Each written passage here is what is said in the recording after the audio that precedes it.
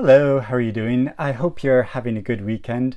I was excited to see that Barack Obama just posted his summer reading list for 2021.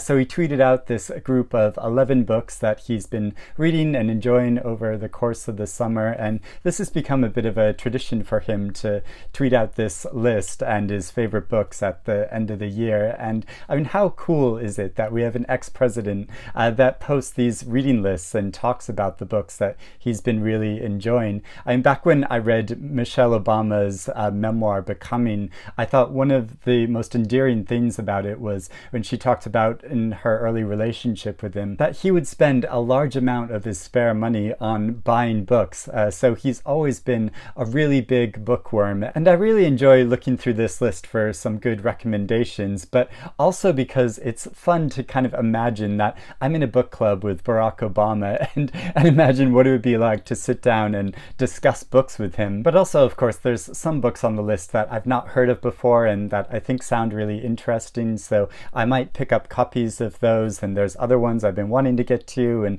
so I just thought I'd go through all 11 books and give short summaries of them and talk about whether I've read them or not and would recommend them. And I'd love to hear from you if you've read any of these books, if you would highly recommend them as well, or if you're interested in reading them now, especially because Obama recommends them. So I'm going to go through this list, starting off with the first one of At Night All Blood is Black by David Diop. And this novel is so powerful. I've talked about it a number of times already as being like one of my favorite books of the year. So I'm in total agreement with it. It was the winner of this year's International Booker Prize, and it's the incredible story of a Senegalese soldier that is fighting for France against Germany during World War I, and follows his journey as he descends a bit into madness after his friend who he's fighting alongside dies. And you follow this bloody, heart-wrenching journey as he completely loses himself. And I think what this book does so well is say that it's not soldiers, that are bloodthirsty. It's war and the whole mechanics of war that makes them this way and turns them this way. And it says so much about race and class and masculinity that it's an incredibly powerful novel and very short to read as well. So like quite fast-paced and quick read. Land of Big Numbers by Tae-Ping Chen. I've seen this mentioned a few times before, and it's a debut short story collection all about the lives of different men and women in China, describing the history of the country and the government. And some of the stories are meant to have a slight magical realist spin to them, and others are like firmly in a kind of realist style of storytelling. And it describes their journeys striving for social and economic mobility in circumstances where their options are very limited. Empire of Pain by Patrick Radden Keefe. And this has been another much talked about book. It's a nonfiction book all about the history of the Sackler family, who are one of the wealthiest families in the world, that made a lot of money through the pharmaceutical industry, and who are known for their charitable contributions, that their name is sort of listed as some of the main donors of some of the biggest arts institutions in the world as well, but about the sort of murky history of the pharmaceutical companies that they've been involved in, and especially in developing Oxycontin, which has led to an epidemic of addiction. And so exploring the whole history of this. And it is a very long book. I know some people have personally recommended it to me in the comments on my channel. I've been really wanting to get to it, but it is going to take quite like a commitment to read it. So I think even though I have a physical copy, I might get it on audiobook as well. Project Hail Mary by Andy Weir, which is of course a science fiction novel after his massive bestseller The Martian, which I did read, but I had some slight issues with the Martian, just at the tone of voice. I mean, it was very like manly and this kind of like masculine like humor, which I didn't really get on with all that much, though I enjoyed the whole adventure and sort of science aspect of it. And this novel is all about a man that is on a very special mission that is to save humanity and planet Earth Earth itself. But he wakes up in the space capsule and his crew is dead alongside him, and he doesn't really remember what his mission is supposed to be. So it's him trying to piece together what he's supposed to do in order to save the planet. When We Cease to Understand the World by Benjamin Labatut. And this book is about the lives of a number of different scientists in the quests of their discoveries, and a number of different mathematicians. And that might sound very dry subject matter, but the way he writes about it is so gripping, and it's only partly nonfiction. It's sort of partly also essay, but also fiction, because as the book goes along, he increasingly fictionalizes these accounts of these different scientists and mathematicians' lives, and the personal sacrifices that they make, and their strange personality types that are required for this very specialist field of study. And how he writes about it is just so revelatory, and like thinking about the nature of our reality and world, and how we understand it, and the limits of our understanding, and whether there should be limits to that understanding. And it's such a thought-provoking but very beautifully written book as well. Under a White Sky by Elizabeth Kolbert. And this is a nonfiction book asking, after all of the damage that humanity has done to the planet, what can we do now to try to save the world and the environment? And she does that by questioning a number of scientists, and interviewing them, and having discussions with them, and just talking about what we can do now to save the world. And I've been interested in reading this, but it sort of feels like there's lots of books now all around this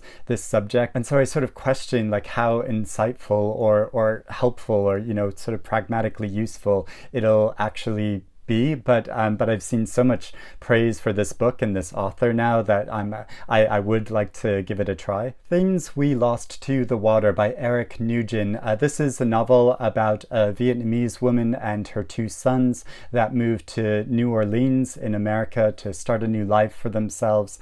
And as time goes on, she hopes that she'll be reunited with her husband, but then as time goes on, she sort of realizes that probably won't happen. And as their lives sort of change and grow apart in America, they try to learn how to stay connected as a family. So it's following that journey. It sounds like a very moving novel. I've not really heard much about it before, so I would be interested in getting a copy of this. Leave the World Behind by Rumaan Alam. And this is a novel about a family that goes on vacation. They leave New York City to go to a rented house out in the countryside that's in a very remote location. And while they're there, something happens, something cataclysmic happens in the world, but they don't really understand what it is, because all their electronic devices and connection to the world is cut off. And the owners of the house that they're renting arrive on their doorstep, and that's when they realize that something has really gone wrong. So it's about following their journey after that, and it's a very thrilling, tense book, all like that asks a lot of questions about like environmental disaster, but also to do with sort of classism and racism. But it raises all these like quite subtly in the background of this very gripping story. And I just was completely swept up in this book, and I've recommended it to my partner, and this copy of it has been sitting in a pile of books next to his bedside, and I've been waiting. I keep urging him to read it and get to it, because it is such a good book. Clara and the Sun by Kazuo Ishiguro. And I already made a whole video talking about this novel, because it is one of my favorites that I've read so far this year, and it's one of the most talked about novels this year, since it's the first Ishiguro has published in a number of years since he won the Nobel Prize for Literature. And it is such a emotional, moving, quietly philosophical story, all about an artificial friend, and you see the world through her perspective in the near future in America, when society has become slightly even more unbalanced, and but you don't really understand completely everything that's going on in the background because you just see things through her point of view as she is purchased by this family, and within this family everything isn't as it seems. You're aware of slightly sinister things going on in the background, and the way it structures the story and carries out the tension, I think, is so gripping, and yeah, I just enjoyed this novel so much, like just as a reading experience. But then as more time has gone on and the more I've thought about it, the more haunting it is to me, and the way it raises a lot of subtle questions to do with the nature of being human, but also